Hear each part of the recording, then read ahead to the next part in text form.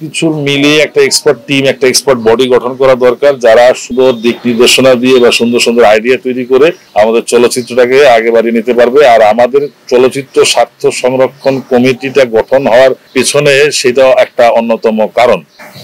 আমি চলচ্চিত্রে আসি 1995-96 সালের দিকে। বছরে 104টা থেকে 112টা ছবি মুক্তি পেত। সিনেমা হলের সংখ্যা পজিশন অপোজিশন মিলিয়ে হাজার খানিকের উপরে ছিল। ইভেন 2006 সালে যখন বাংলাদেশ জাতীয়তাবাদী দলের সরকার যখন বিদায় নেয়, তখনও সিনেমা হলের সংখ্যা প্রায় 800-র উপরে ছিল।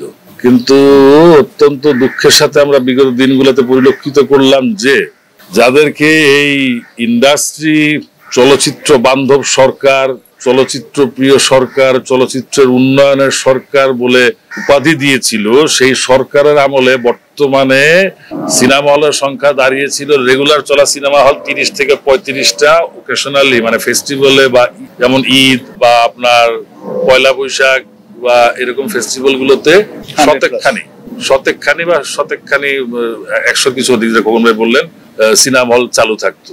তা আলটিমেটলি রেজাল্টটা হলো এরকম যে আমাদের সময় যখন আমরা চলচ্চিত্রে আসি তখন একটা সিনেমা বানাতে 40-50 লক্ষ টাকা বা 60 লক্ষ টাকা হলে তাকে বিগ বাজারের সিনেমা বলা হতো। কখনো কখনো 70-80 হলে তো সেটা তো হ্যাবক হয়ে যেত, আলাপ আলোচনা পড়ে যেত। আধুনিকায়ন হওয়ার সাথে সাথে চলচ্চিত্রের ব্যয় প্রচন্ড বেড়ে গেছে। এখন একটা ভালো সিনেমা করতে হলে 2 কোটি টাকা নিয়ে চিন্তা করা যায় না। এটা বেশ কিছুদিন যাবত, ধরেন এটা 14-15 থেকে চালু হয়ে গেছে।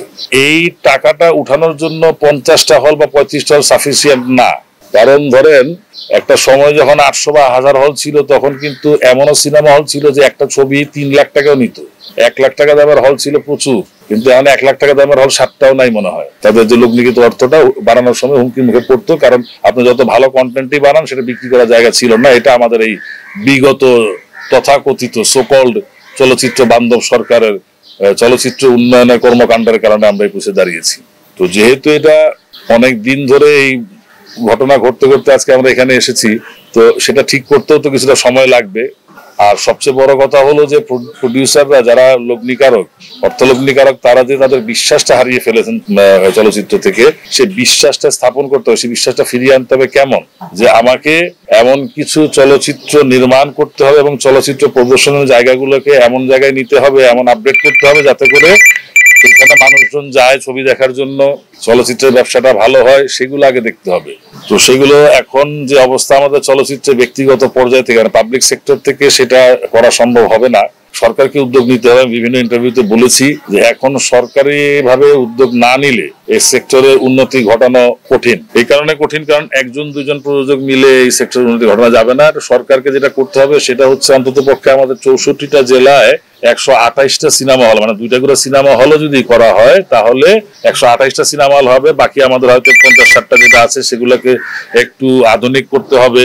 প্লাস পাশাপাশি আমাদের যে কটা সিনেপ্লেক্স আছে সেগুলো তো ঠিকই আছে, যাতে করে আমার যে লগ্নিকৃত টাকাটা আমরা ফেরত পাই। পাশাপাশি এখন আপনারা খেয়াল করবেন মডার্ন যে বিজনেস সিস্টেম, এইখানে শুধু মানে সিনেমা হলে প্রদর্শনের উপর নির্ভর করে চলচ্চিত্র নির্মাণ হচ্ছে না। এখানে অনেক কর্পোরেট হাউসের স্পন্সর আছে, ডিজিটাল রাইটস আছে, টেলিভিশন রাইটস আছে। এইগুলাকেও আমাদের বিশেষভাবে রপ্ত করে এগুলার দিকে মনোনিবেশ করতে হবে, যাতে করে আমি শুধু সিনেমা হল নির্ভর হয়ে একটি চলচ্চিত্র না বানাই, আমার যে অন্যান্য রাইটস থেকে যাতে আমি কিছু অর্থ লাভ করতে পারি। কিছু মিলিয়ে একটা এক্সপার্ট টিম, একটা এক্সপার্ট বডি গঠন করা দরকার, যারা সুন্দর দিক নির্দেশনা দিয়ে বা সুন্দর সুন্দর আইডিয়া তৈরি করে আমাদের চলচ্চিত্রটাকে আগে বাড়িয়ে নিতে পারবে। আর আমাদের চলচ্চিত্র স্বার্থ সংরক্ষণ কমিটিটা গঠন হওয়ার পেছনে সেটাও একটা অন্যতম কারণ। চলচ্চিত্রের স্বার্থ তখনই সংরক্ষণ করা সম্ভব হবে যখন চলচ্চিত্র তার নিজ মহিমায় মহিমান্বিত হবে, যখন চলচ্চিত্র তার নিজ গতিতে চলবে। সেই উদ্দেশ্যকে সামনে রেখে এবং চলচ্চিত্রের যে সঠিক দাবি দেওয়া, যে ন্যায্য দাবি দেওয়াগুলো, সেগুলো আদায় করার লক্ষ্যেই আমাদের এই কমিটির আত্মপ্রকাশ। যদি আমরা সকলের সহযোগিতা পাই, পাশাপাশি সরকার যদি আমাদেরকে সহযোগিতা করেন এবং আমাদের পরামর্শগুলো শুনেন, তাহলে হয়তো আমরা চেষ্টা করতে পারবো সেই পথে এগিয়ে যেতে।